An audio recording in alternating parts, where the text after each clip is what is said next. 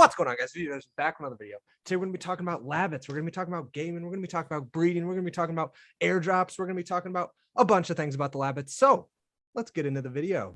Disclaimer, we are not professionals. We are not financial advisors. This is not financial advice. Do your own due diligence and enjoy the video. All right, let's go. Shout out all the Patreons. Shout out all the subs, all the likes, all the comments, blah, blah, blah. Thank you guys so much. Let's get right into it. All right. So this is the competition. So you want to talk a little bit about the competition real quick? Yeah. I mean, just to cover, like, one of the main reasons why we're really into the Labbits is because, okay, Jermaine Rogers puts out great products, the Assassin, the like Rabbits, the Veils, all of that, great products, but it doesn't seem like he's planning on doing much with those in Veve in terms of like utilities, stuff like that. He might be, we don't know, but not very public about it. Like Tristan Eaton with the Dunnies, another example. We never hear anything about any upcoming Tristan Eaton stuff. We could see a Dunny drop, but another artist who doesn't seem to be working with Veve to really like develop anything with Veve and being able to use those collectibles for anything. And then Ron English, love the serial killers, love all of that. But that's one of the main reasons we've seen the serial killers drop is there's no like future catalyst to really keep them like spiking or pumping because they've been dropped. They're out. If you want them, you own them. There's nothing you're looking forward to like getting from them in the future from ownership. Airdrops. Yeah. That's the only other possibilities, but eventually that should be a thing for every artist. Whereas Kozik, this is where Kozik stands out, is because he's in AMAs. He talks all the time. He tweets all the time, dropping hints about new stuff with Veve. He's mentioned, and we linked a video down below to one of our other, we've done a bunch of videos on Labbits. This is honestly like one of our niches, I feel like, but he like tweeted that there's 8+ drops, I think 8+ Kozik drops in 2022. So we can expect more catalysts. That was deleted. Oh, let's go. Yeah. So that's exclusive information now. So shout out to you guys for knowing that, because Veve must have told him to take it down or something. If you want to see that original tweet, go check out the old video. It's like me chilling with the Snowy homie. But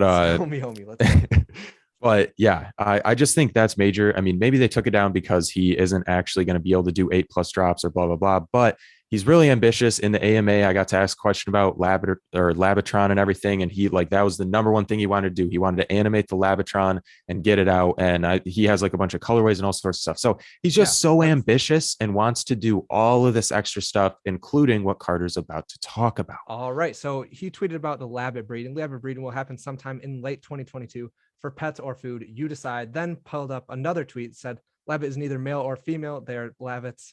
Any Labbit can breed, make sweet, sweet love with any other Labbit. So you already know all the Labbits are going to be being able to breed. And if you see the Labbicorn and the neon visible Labbit, we're going to see what that's going to be looking like. It's going to be looking like something like this, which is also going to be, wait, what are they called again? The mittens? Littens is, I think, do we have a picture of that or no? No, we don't have a picture on the slide, but... Well... So what's this, Ben? We're going to take you back to biology class here. Just like the family tree or the tree of life. If you go to the next slide, I think, which is is there the book?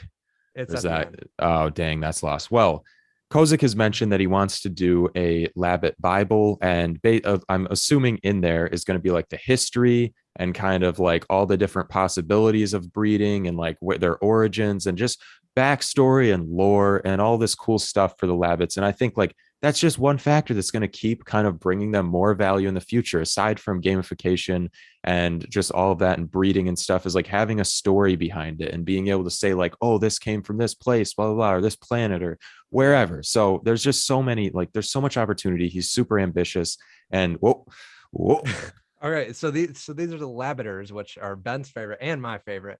I honestly feel like this could be an airdrop, but I also think they're going to be like also drops together, like as a whole different set, and maybe like even a collectible by itself. I think this one is going to be an airdrop. Honestly, I think the silver will probably end up being an airdrop. I hope they do it gold and let me get the silver in the shop or something. I'd pay so much for a chrome. Or if that was a secret drop would be perfect with that. Yeah. Seriously, but they don't even have the wasp colorway in here, which is one of my favorites. But there's, I mean, just all these options.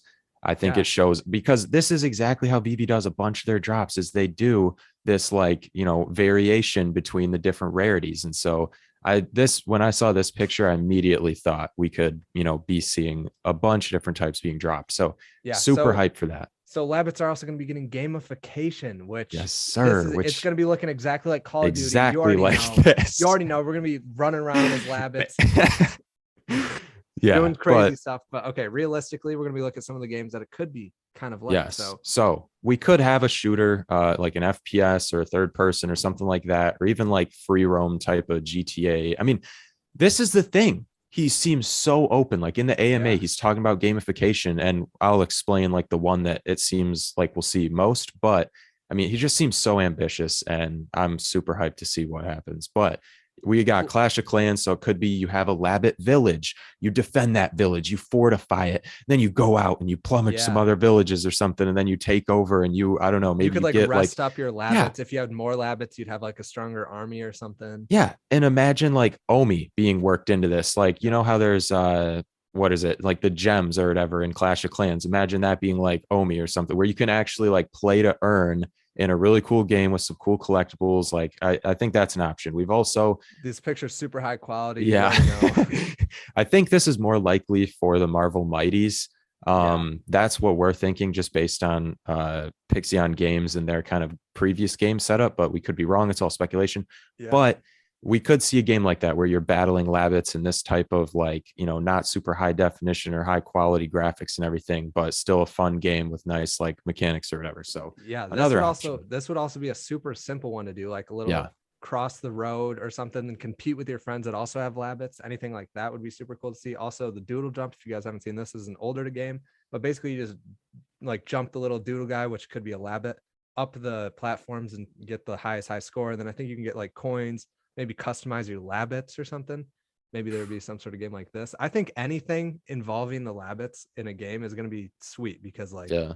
I mean, they're NFTs, they look cool. Kozik is like open to anything. So Yeah. And this is what I think. I'm going to be straight off the bat. I don't know much about League of Legends, but like League of RPG Labbits. or League of yeah, Labbits. League of Labbits. That's right. So it sounded like this is the type of game he kind of wanted, like being able to like battle and upgrade your character and specialize like traits and That'd do be all sorts of different crazy. stuff. And like, yeah, just I don't know. It sounded like the ideas he's most interested in is like developing a really depth or deep, complex game. Like it was Dang. crazy, but I think, you know, they'll probably start with something a little more simple, but I love to hear it. And I don't know. I just think, like Carter said, he's so open, and I think he's really pushes to do a lot with Veve. He said he's never been turned down. It's always a matter of time.